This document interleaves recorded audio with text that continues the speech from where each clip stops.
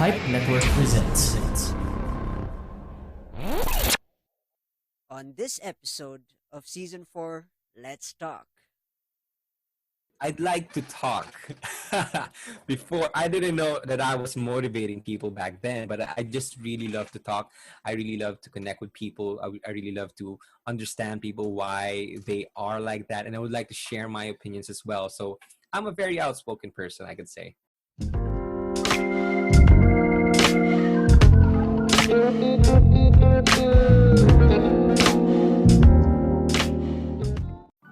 Hey folks, welcome back to the Rajiv Show, and I'm your host Rajiv Doreswamy, and this show aims to help reach out to those who are currently struggling in life and to remind you that life is indeed beautiful when you're inspired to make it your own. In this episode, this conversation, this is going to be one of the best conversations because we're pinning a motivational speaker and a person who always wants to inspire and also motivate. And the legend, my guest here today, is of course Alec Cueca. Alec, how you doing, pal? I'm doing great, bro. Thank you for that wonderful intro. I really appreciate the invite, having me as your guest. It's really humbling, and I'm really excited to what we're gonna talk about. This is gonna be fun. From the moment I sing, I've always pictured this conversation with you, and this is nerve wracking because, FYI, for those who are listening, Alec Cuenca is one of the top 5 motivational speakers in the Philippines. So basically, I'm fanboying right now, as a fan as well. To clarify things on the podcast side of things, okay? Yeah. I'm not yet the professional motivational speaker, but yeah, in the podcast, I'm one of the people who are up there in self-improvement Oh yeah, category. what a legend! What a legend! All right, let's get the conversation on the road. Of course, pal, could you give us a little bit of background about yourself? You know, to update our listeners a bit about what you're doing right now, and how's life and stuff like that. Okay, so my name's Alec Cuenca. I am the host of the Small Talk podcast. It's available on Spotify and Apple Podcasts. And Small Talk is a podcast where we talk about motivational and inspirational stuff, some practical advice that could actually help you become a better version of yourself. And I'm just relatively new to the podcasting industry, but I've always had these feeling that I'd like to share my message through different forms. You know, I create video and talk as well, which is doing really great as well. But yeah, I try to create content, try to push people to become better versions of themselves, and just share positivity and good vibes like you, Rajiv. uh, Man, that was amazing. That was amazing. And to start off this conversation, of course, I normally ask my fellow interviewees is that if you and I were classmates, who are you? If you and I were classmates, are you the shy guy, the special guy? You know? Okay, so back in high school, I was actually ran for the vice president of the student council. Ooh. But that was a time where I was really, our batch was rebelling from the school system. So usually the people who are elected as the president and the student council, they're the people who are in the first section, in the cream of the crop, right? But I was in the second section, so I was relatively average when it comes to IQ and when it comes to subjects, when it comes to the academe. But you know, I had a lot of people, I had a lot of friends in high school, and I've always wanted to try to lead other people. And I was famously known for bringing a lot of my batchmates all together. So regardless if you're the smartest guy in the room and you're the most athletic person in the room, I tried to find a way to connect these people. So I was Wow. that guy who just really tried to make our batch like one united batch. So I was Wow. that guy. So we've been probably hang out because I try my best to hang out with all the people back in high school. Nice. This is nice. I didn't expect that, but wow. You were a motivator ever since you were young, I presume? Or I'd like to talk. okay. Before, I didn't know that I was motivating people back then, but I just really love to talk. I really love to connect with people. I really love to understand people, why they are like that, and I would like to share my opinions as well. So I'm a very outspoken person, I could say. Wow. That's phenomenal. That's phenomenal. The reason why I asked the word about motivation is because my next question is, who's your greatest motivator? And to add on to that question is that when did motivation become a fuel for you? At what point in your life has it become a fuel for you? But you could answer a motivator last or first, whichever is your call.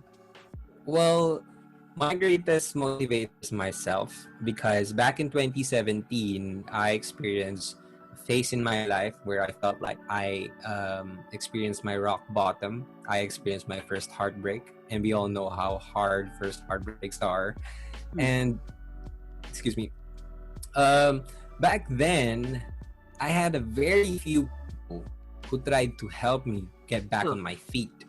Okay. And so once I got past that phase, I figured that I feel like a lot of people are going through the same stuff that I have gone through. Or some people very young, they will go through that phase in their life where they just don't know what they can do with their lives. And so I created a podcast so that I could be the guy that could remind people that, hey, there's someone here looking out for you. It's going to be okay. It's fully normal. I've been there, done that, and I'm here for you. So I tried my best to always to try and create content to hopefully inspire and motivate people, because I needed someone back then. I was lucky enough to have some very few people in my life to help me back then. But I figured that not all people have that people that helps them. So I want to be there for the people who don't have any people around them. Wow, that's phenomenal. And I think you've already answered my third question, but let's move on. This is a question about present. Okay. If today was yesterday, what would you keep and what would you let go of? Would you still travel back into 2017 and try to do it in a different, open up a different alternative universe where that never really happened? Yeah. Well, one thing for me, a lot of people also ask me this question: what do you have any regrets? Do you have anything that you wish you never did or wish you've done? Yeah. And I could honestly say that I don't have any regrets. Like, every single thing happened in my life, the good and the bad, like the best and the worst, those stuff helped me get where I am right now. And so I wouldn't exchange those things, those experiences for any. Right? A lot of people, and I think I could speak for a lot of people. The people who find their breakthroughs come from their breakdowns. The people who find their purpose find it through the pain, right? So it only when we try to reflect and we actually think about what happened with the pain that we experienced and what could we actually do to make it better. I think that's what ultimately help people get back up and become successful or find their purpose or whatever they want to do with their lives. And so to answer your question, I don't think I would do anything differently. I'm very happy and proud of all the bad stuff that happened with me before, and it just made me a better and a stronger person. That's an interesting way of outlooking because in times like this, these are the challenging times for a lot of people, Yeah. and this is where morals get changed. These are the times where morals get challenged, and principles and philosophies and quotations get saying challenged. it, it, it's interesting. It's interesting how you look at the glass half full, most of, I'm sure. Yeah. And Yeah. And I hmm, think a lot of people who have a hard time dealing with the pandemic hmm, are the people who have not yet experienced any major breakdowns or haven't had the realization that we can all through get the worst times, hmm, right? A lot of this pandemic brings is uncertainty.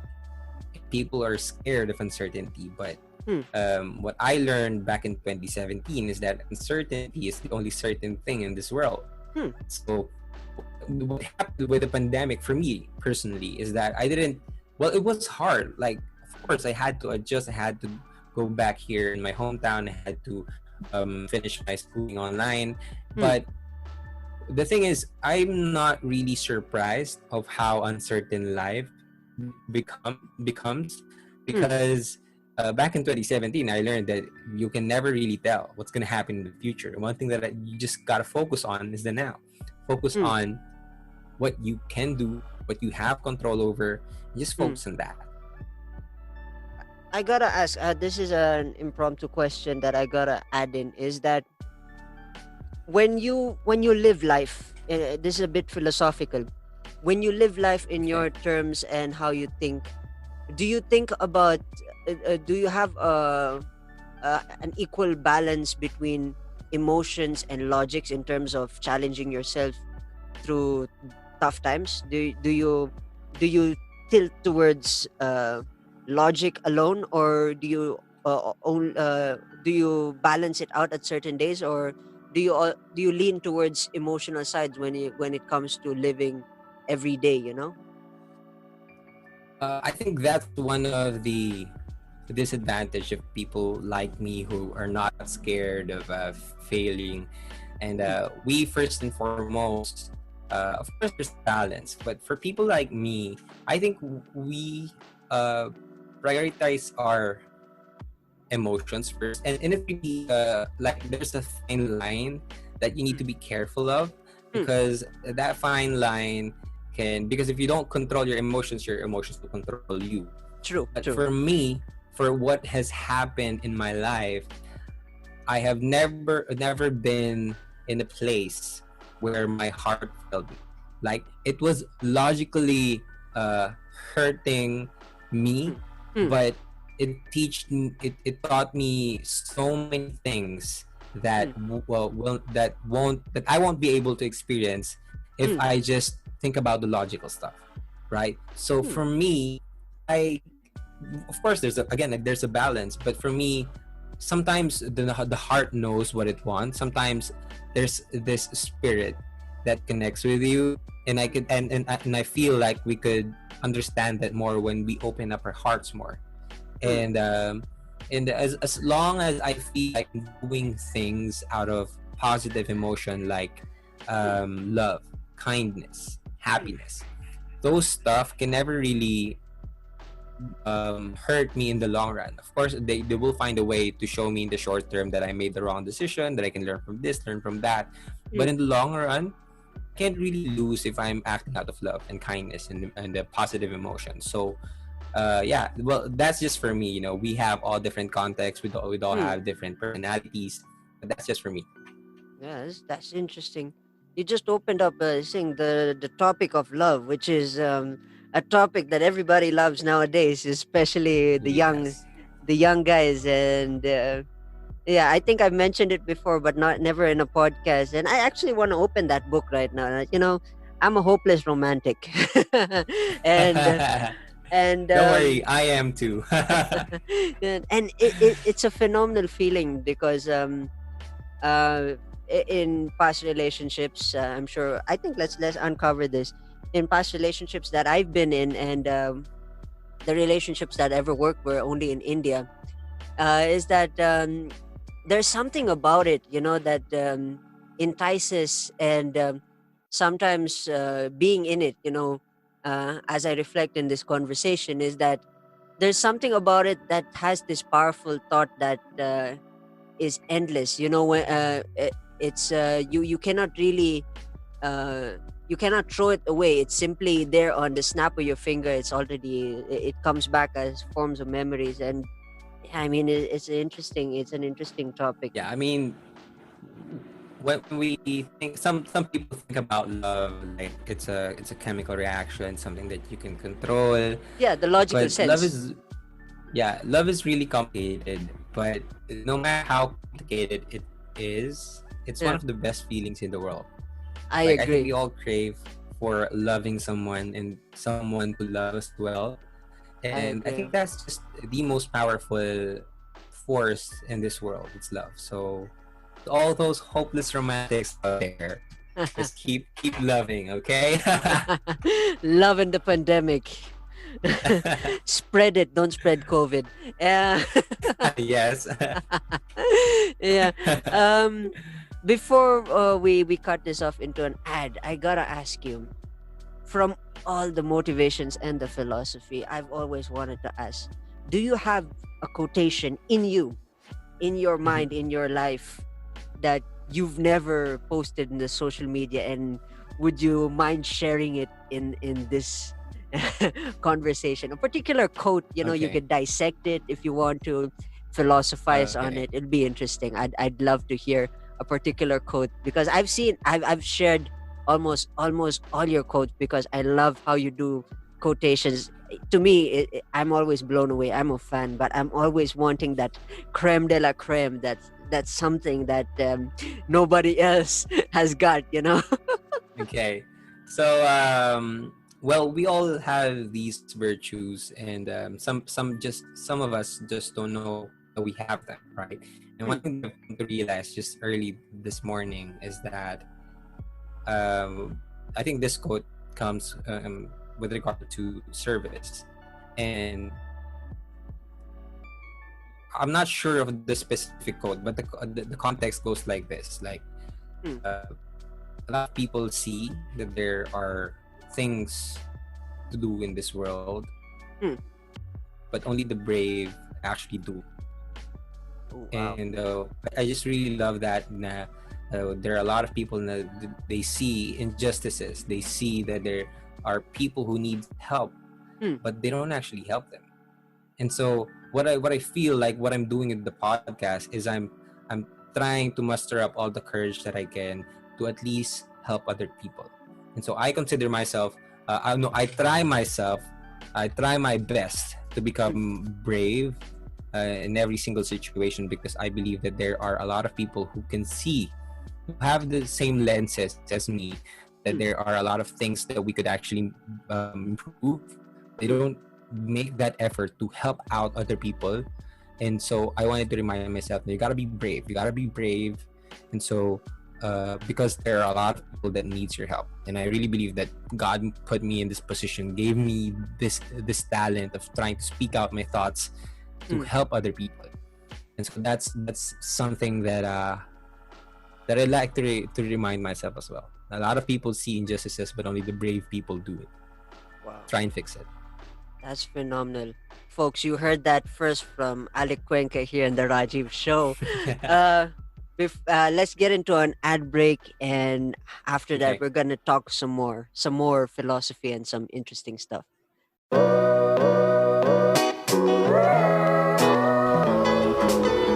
For the latest news sa pop culture at social media bardagulan, samahan niyo kami. Ako si Marga.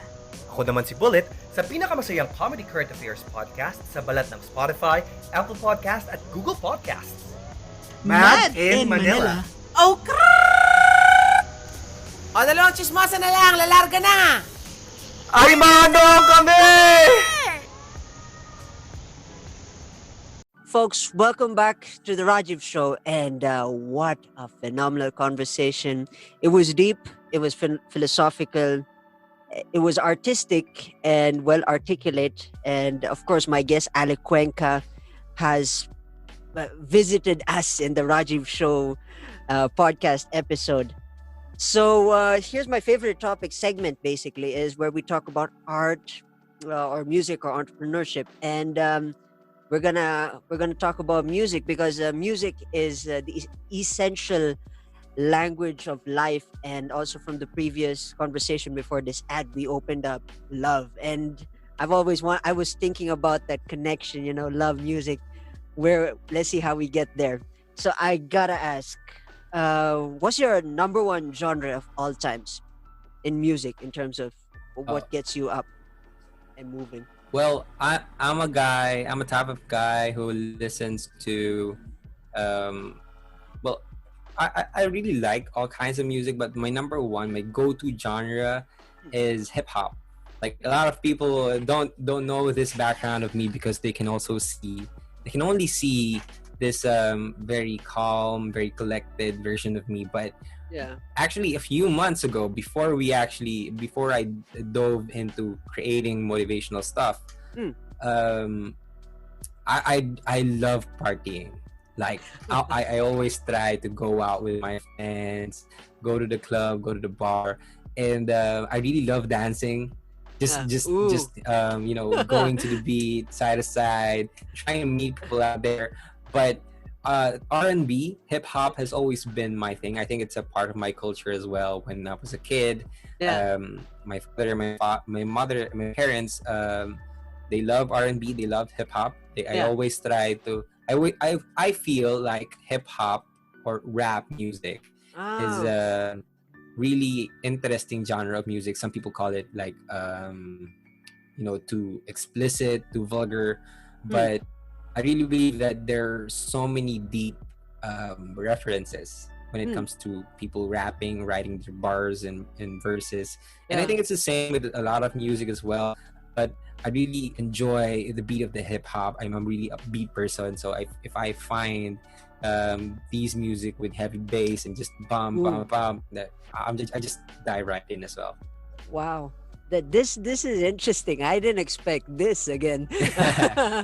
No, my you know, but my but I'm a fan of some pop music as well. I love um music from Lainey. I love music from as I've said, as we've talked earlier. yeah. I'm a hopeless romantic as well. So Oh, the some classics. sad music Yeah. from just ballad music. I like them all. Yeah. It's funny. My impression of you was this kind of like I don't want to insult you. I hope I'm not insulting you in this one. Yeah, it's okay. It's My okay. my impression of you ever since we've met is like you've been a stoic guy. I mean, we've had a Okay. couple of conversations, but in my head, at the back of my head, this is like a motivational Bruce Wayne kind of thing, very quiet, very No. and Yeah. and when it comes to the podcast, it's like you're Batman all over. You know how to kick and open up new ways to that's my thing. I hope that's my impression No, of it's you. fine. I mean, that's one thing that I would also like to share, and I really appreciate given this opportunity to share those stuff because honestly, when I create videos on TikTok, when I create the podcast, I share this version of myself Mm. that is very into self-help and self-development, self-improvement, and all that stuff. We need to be serious about those stuff. When it comes to mental health, we need to be serious about those stuff. Yeah. But when you actually know me in person, I'm a really chill guy, and I just really love that. I really love to have fun, and talk, and just have fun all together. So, yeah, thank you for this opportunity, sharing, letting me share that I love rap music and hip hop music. Oh, we're gonna unbox a lot of stuff with hip hop and rap music. But I gotta get this out of my system. I wanted to say this firsthand to you on my podcast is that I see you as a Bruce Wayne. You got the alter ego, the Batman on one end when it comes to the podcasting, but when you look at you from a standpoint, you are a Bruce Wayne, a definite Bruce Wayne. You're just missing the tuxedo and Robins around you. But yeah. I think I'm both a Batman and a Joker at the same time. Something in the middle. That's interesting. Coming back to hip hop, R&B, and yeah, I mean, phenomenal choices of music. I mean, for me as a musician, as a fresh graduate of music, um, I'm a huge funk fan, and Oh, as we know, the life and the energy that James Brown put into his music is interesting, and it opened up the realm of hip hop. Actually, this is a true story, and I think I've done some digging as well when I had my time where I was doing research. Is that there's something about it's the connection about bass you mentioned, and how the rhythm goes and how the beat goes, and funk is the hip hop is the renaissance of oh, that's which actually is interesting. yeah That's amazing. yeah if you think I didn't about know it, that, but it makes sense. yeah Yeah. yeah the one thing is that these are things that I've researched. I'm very well sure that these are just personal opinions I'm saying, but I've learned this from YouTube and Wikipedia and stuff like that, is that the earlier days of funk, of course we got the one thing different from funk and classical music, pop music, and all these other thing. And what one thing stands out is that it's all about the groove. And it's funny if you think about any other genre, um, you've never heard the bass and the drums taking the lead, aside from funk and of course hip hop as the renaissance. And that's where James Brown came up with the rule of one, and that's how it began. Actually, the whole history is that James Brown came up with rhythms for the drums. So the drum section is playing sixteenths, and the fast beats, and then as the rhythm gets faster and faster, that comes in with the challenges where the bass player comes in and maintains a particular groove, and it can be like a one groove for the entire song, is still making people dance. And if you think about I feel good and all that stuff, I mean, that opens up and it's just a simple boom doo doo doo doo doo doo dum oh dum dum. And Yeah, yeah. if people are tuning in and listening, and listen to those details, the details within the bass. That bass is from the beginning to the end. That's very consistent, but still the idea of groove and harmony and melody is quite taken away, because if you think about jazz, and I'm sure that's also one genre that you love to listen to, and Hmm. sing. In jazz, of course, jazz is of course the counter equivalent of classical music from the European stuff. This is American, saying blues, jazz, grew and influence. And one thing interesting about that is, of course, jazz. You got nines, you got 11s. I'm sure you've seen those sheets, and you've wondered, what's Yeah. 11? Are you using your 11th Uh-huh. finger? Are you using your 12 to some point? No, I think it's the rhythm. Yeah. Yeah. But And yeah, that's really interesting. I mean, we just had a master class on some the history of music. So I'm that's amazing, Rajiv. I didn't yeah. know that. So thank you for that. I'm an obsessive. I think I remember doing this before my recital. Is that although I didn't really put it into practical application, I submerged myself with funk and the evolution of funk, and of course hip hop as we know it is also a renaissance.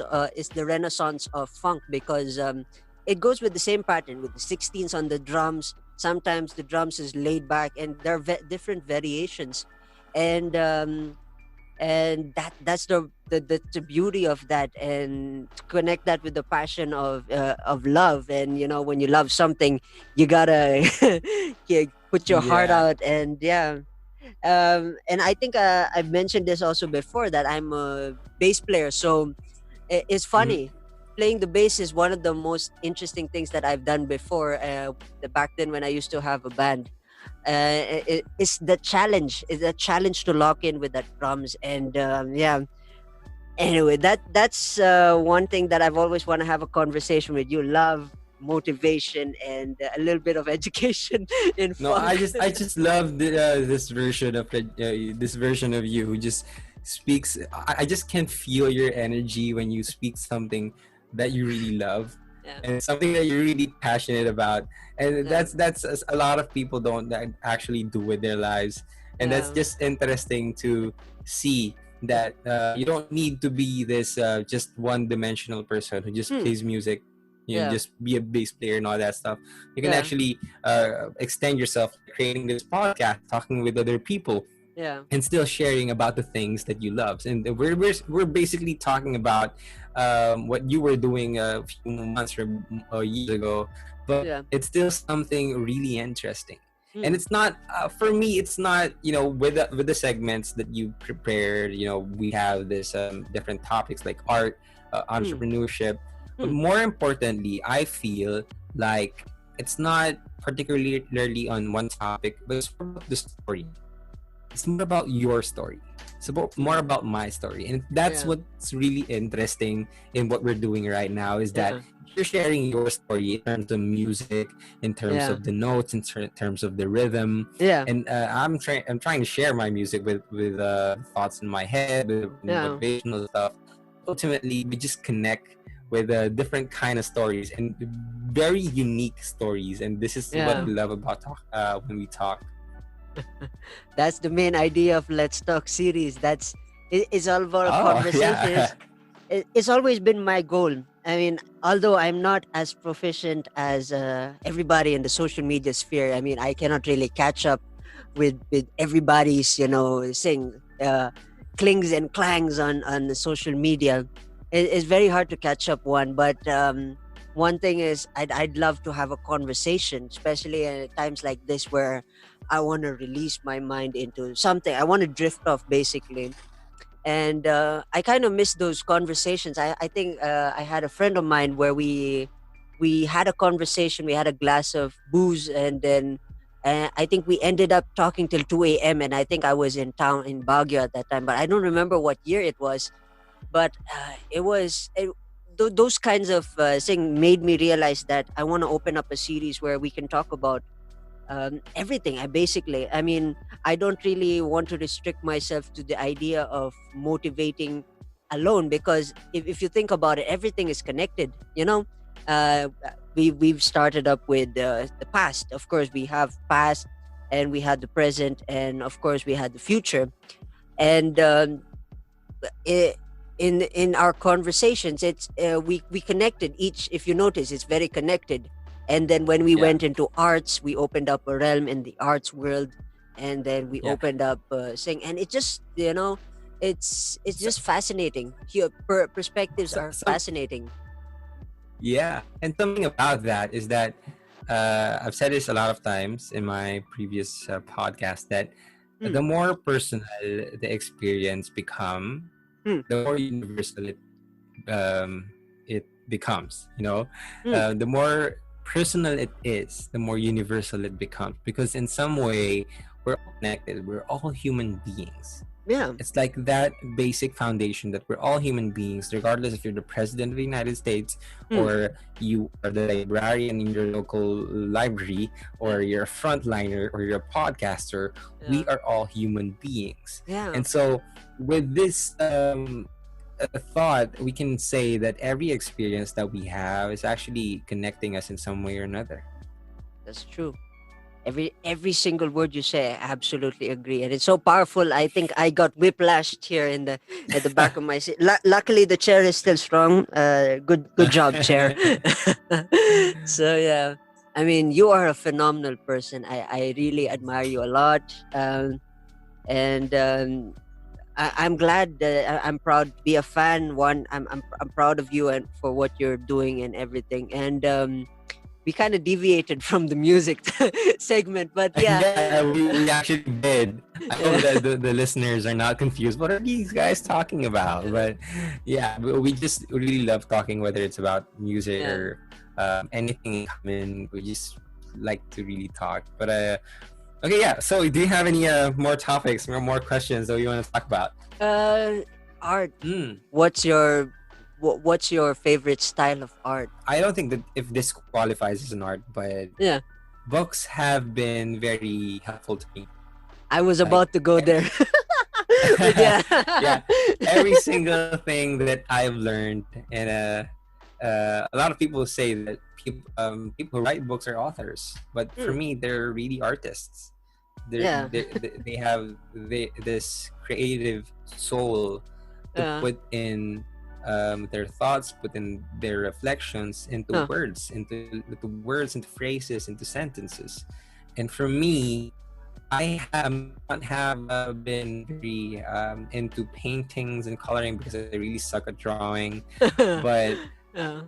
for me, words have always been my art. And for the past few years, starting from 2017 when I started Huh. to indulge myself into books, Yeah. I haven't stopped ever since. It's like every single thing I'm learning something new, and I'm consuming as many books as I can. And for me, that's just the way that I could relax my mind and and just cleanse my soul. And for a lot of people, that's what Wow. art is, right? Yeah. They want to express themselves. They want to connect to something bigger Yeah. than themselves. They want to create to a bigger purpose. Mm. And for me, it was the books that really connected me to my creative aspect or version of myself. Wow. I gotta ask, my next question is, what is that book, that number one book that changed your life? Because I have a story there, but I'll share my story after you share yours. Okay. For me, it was. Huh. Well, for me, it was the subtle art of not giving a fuck, if I could say that, Sure, or sure, if you sure. could edit it out. But yeah, Sure. it was the subtle art of not giving a fuck because, and in that particular book, we were all, well, in life, we were raised to Mm. think that we should avoid pain, that we Mm. should avoid disappointments, we should avoid failures. That's why our parents tried so hard for us to have a better future, to try and provide food on the table, to try to shelter us, to try to give us clothes so that we won't feel the pain. Mm. But when I read the book, Mm. it's essentially telling that the more you try to avoid the pain, the more it hurts you in the long run. Like, Mm. there's something that the book states. It's called the backwards law. Mm. Like the desire for more positive experience is itself a negative experience, Mm. and the acceptance of a negative experience is itself a positive experience. That's why if you want to become stronger, we try to work out, which is a negative experience. Right? Mm. Why do we want to hurt ourselves working out? But we want to be stronger, and that itself is a positive experience. Mm. If we want to become a good, we will pass our schools, Mm. that's a positive experience, and we can only do that if we try to study all-nighters. We try to put in work and drinking a lot of coffee to try to pass our subjects. That itself is a negative experience. Yeah. So the earlier we try to accept the negative experiences, the earlier we can have a more positive life. And for me, that's really changed my perspective in life. Now, every single time I feel disappointed, I feel that I'm a failure, I feel like I have a setback or I'm struggling with something, Mm. I just tell myself, no, it's part of the process. I'm trying to get better, and of course I'm gonna experience these stuff. So I don't try to repulse it. I Mm. just allow myself to go through it, and that's what basically changed my life in terms of that one book. Mm. That's a different outlook than saying. And my story, though, that got me. I'm not an avid reader, as saying.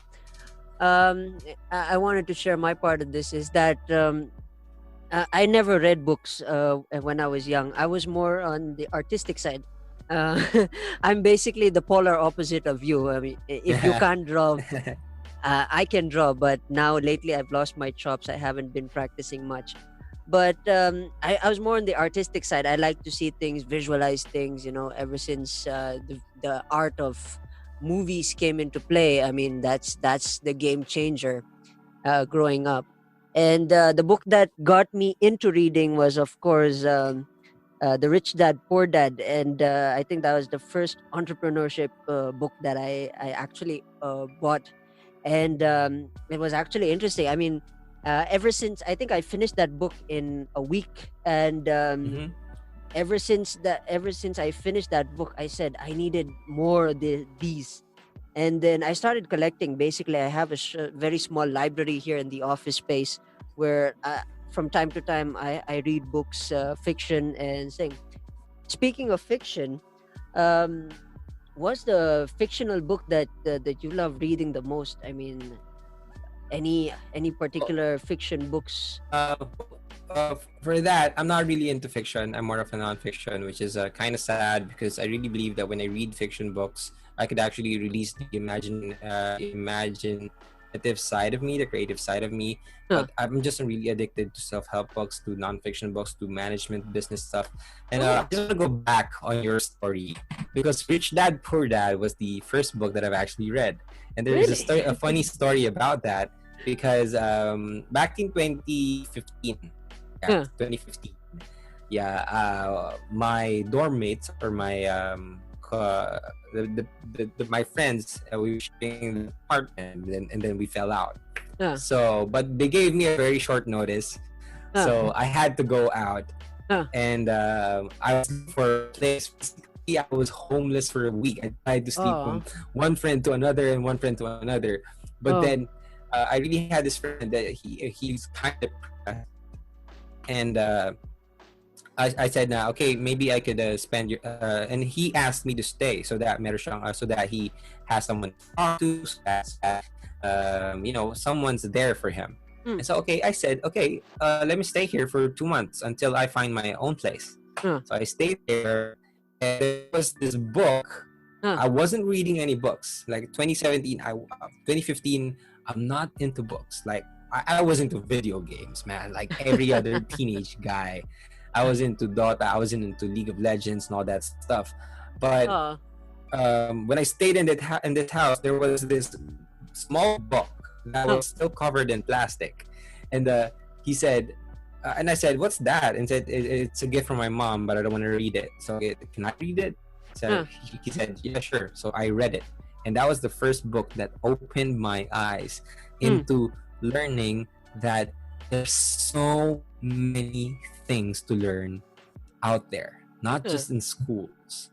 So that after that I tried to search for more self-help books as well, like you did. And yeah, it's also my story. Interesting. That's an interesting connection there.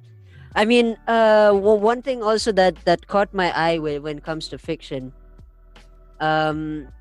I like to connect this to Mario Puzo's famous. I'm sure you've seen the movie as well, the Godfather series, 1, 2, 3.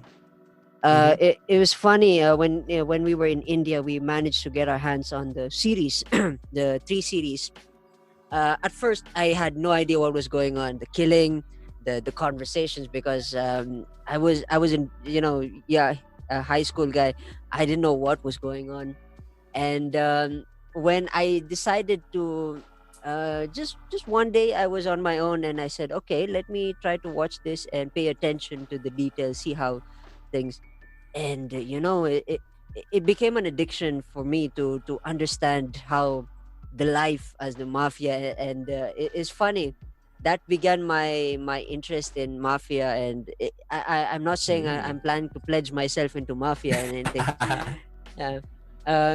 It became an obsession. I mean, I've seen The Godfather more than 5 times. I mean, whenever it's in the television, I make sure that sing, because there's something about it that every time you watch it, you get it's like a onion. You peel back one layer and then there's something else there, and then there's something else, and it's funny. And when I managed to get my hands on the first I think the first Godfather book, that was the obsession. Believe me, if you come to my place, I have like the I think I only have I mean, I've collected almost Omerta, Godfather, The Lost Dawn, basically anything that has Mario Puzo's name in it. It's here at home. And I even have the other ones without Mario Puzo's, which is of course a part and partition of the storyline, just to keep the story flowing. And I mean, something about it just rattles my interest for the mafia. And speaking of games, I think just a couple of days before this conversation, um, I was watching this walkthrough of the Mafia game. I'm sure you've seen the trailers, the Mafia games. Yeah. For a guy like me, I don't have the high end laptop thing with desktop and all that stuff. I just have a regular laptop to do my work and all my business. But when I saw the first Mafia Definitive Edition, which had a nice story, it kind of caught my heart. I mean, that the art, the artistry, the storytelling, and then I think I also saw the second version, which is of course another. It was also in New York. It was based on New York kind of thing, and it kind of the character really caught my heart, and wow, it was really a phenomenal experience. Have you watched Peaky Blinders? I've heard of it. I think I've seen it a lot in the quotations of Peaky Blinders, or somewhat they're using Peaky. That's British, am I right? It is. The Godfather is really classic movies, and we cannot take anything away from it. But one thing that I really enjoyed as well was the Peaky Blinders, because they were an English gangsters, back in I don't know which place, but it has an interesting cinematography as well, and very amazing scripting. And you should check it out as well. That's really amazing stuff. I've heard about it. The British mafia stuff that I've seen last was Legend. I think you've seen that as well. I haven't. The phenomenal. I got a shout out to this guy, Tom Hardy. This is actually, I think I have a non-fiction book about the British mafia. This was at the earlier times in the British mafia era, where the Cray brothers, the twins, there were twins, the Cray twins. There was an era where they dominated the London, and I think they were the top. They were the guys. They were very powerful in England, and after, of course, the fall of the Cray brothers, of course, every other mafia family started to take over. But phenomenal job to Tom Hardy, because he played both the character Reginald and Reggie, and two massive guys. Arnold Schwarzenegger looking like, I don't know if you could visualize that, but that was I'm trying. Yeah, you got to check out the trailer. I mean, go to YouTube, check out the trailer. Basically two of Tom Hardy, and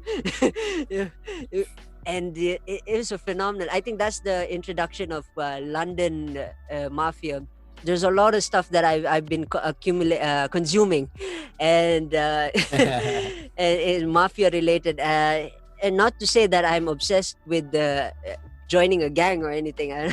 Now with the pandemic, I don't want to, but there's something about it. I mean, the principles, life, love, and the reason why they do it is phenomenal. And I think it's more about that as well. It's not about like what movie, who casted it, and it's more about lessons in those movies that you can find, that you can apply in your life. Some principles founded on the history of whoever gang or whoever person that you are watching, but basically it's about the values and the virtues that those characters play. And I think that's one of the most amazing things about the movies and the songs, even in the books, right? We're all looking for lessons and reflections that we could use in our lives. How we transitioned from, for those who are listening, how we transitioned from music, we went into mafia. It was kind of weird. But, that's how unorganized my thinking is. But yeah, I mean, it's still connected. And I mean, coming back to the music portion of that is hip hop. I mean, rap, sing. One thing people don't understand is that out of love, of course, hip hop and rap comes from the heart. As one thing I've noticed is that they don't just they don't make lines. I think I had an interview with Paul Miller. I think you guys should check out that interview. Is that we had a conversation about hip hop and the history of hip hop. and how the age of hip hop is, and it's actually a phenomenal thing. History.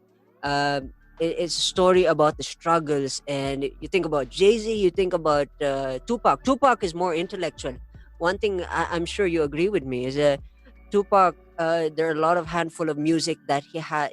He has the glamour and all the stuff, and there are some few songs where he has, you know, he experiences his genuine love for his life and the life that he's been through is, the storytelling. And now, of course, all the other guys after Tupac, Snoop Dogg, they gotta have that story. And you gotta have a story. I think when you're singing a song and you're playing music or creating a story, it's somewhat close to your heart.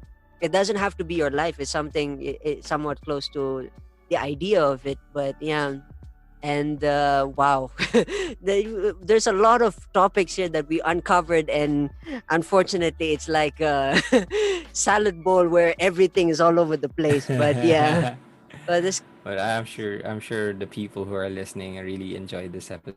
Yeah. We got a lot of notes on what how you can motivate yourself into what mafia ruled in the back in the day.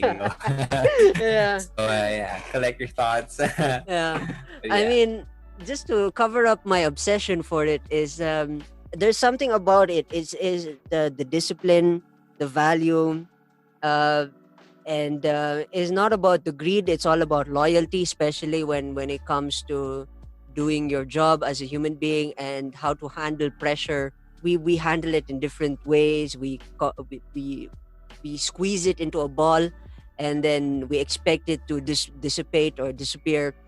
But then there are different ways, and for the guys who work in the mafia, I mean the maid guys, the guys who are just doing jobs that they didn't know they're gonna kill the main, sometimes. And it's yeah, I don't want to deconstruct all the mafia stuff here because probably yeah. But my obsession in it is just the life. I mean, there's something about it that is so fascinating that you can take it as principles and motivations, and those are the few words that I want to say that you should take from the mafia, aside from the killing and the money and the thing. Pal, I hope we could have a conversation where we bring in a lot of the motivational guys and have a round table kind of conversation. That would be an interesting, yeah. to open up That would be an interesting stuff. No, perspectives. I actually got invited by Kapalooza. Me and Adrian Duarte. Am I right? Yeah. Yeah, we both guested. We talked about podcasting, how we started, what's our motivation, and one thing that happened was that after the interview, Yeah. Adrian and I talked for like another 30 minutes, just the two of us, just talking about stuff and motivation, self-help, and inspiration, all that stuff. So Yeah. I really joined that. If we could get all the people who wants to motivate people, who wants to Yeah. talk about their failures and all those stuff, I'm in for that. That's a phenomenal. Hopefully, after this series and the season ends, I'm planning to get everybody together and hopefully make that happen. Yeah. Okay. Before we wrap up this conversation, if people are interested in finding you on social media, how do they find you, pal? Well, you can search me Alec Cuenca on Google. Probably show up there, but you can find me on Facebook, Alec Cuenca, YouTube, Alec Cuenca, Instagram, Alec Cuenca, Twitter, Alec Cuenca, and for me on TikTok, Small Talk Podcast. You can find the podcast on Spotify and on Apple Podcasts. It's Small Talk with Alec Cuenca, and just enjoy. Look for me out there. I'm most active in Instagram, so if you wanna hit me for a quick chat, then send me a DM. Again, it's Small Talk Podcast, and yeah. And lastly, if you're interested in receiving weekly motivational emails or newsletters, doing every Monday I send out motivational, inspiring emails to the people who have subscribed to my newsletters. So if you want to join that, then go ahead, send me your email, send me a DM on Instagram, and just send me your email, and I'll add you to the mailing list. Awesome, guys. whoever's tuning in, you gotta get into this. This is a phenomenal person. I know he looks scary, but he is a loving No, person, Alec Cueca. I'm a chill guy. Yeah, yeah, he's a chill guy. He looks like Bruce Wayne. He looks like he's gonna beat you up, but he's a loving person. Um, First of all, thank you so much, Alec Cuenca, for being a part No, of the it Rajiv was my show. pleasure. And Thank you, Raji, for having me. Thank you so much. I want to share my love and appreciation for your purpose and the way you do things. You build opportunities, building bridges, and you are a phenomenal person. And I gotta say, you are one heck of a guy. And hopefully, you're out there. You're one of the top guys who's gonna go change the world. I see that already. And thank you again. Thank you for being a part of this show. And for those who are listening, I hope you picked up a lot. Just don't take the mafia seriously. I mean, that was just a conversation. But but I hope you picked up a lot of information from Sir Alec Cuenca. And of course, hit him up. Have a conversation with him. And with that in mind, cheers, folks, and stay safe. Thank you, guys. Thank you.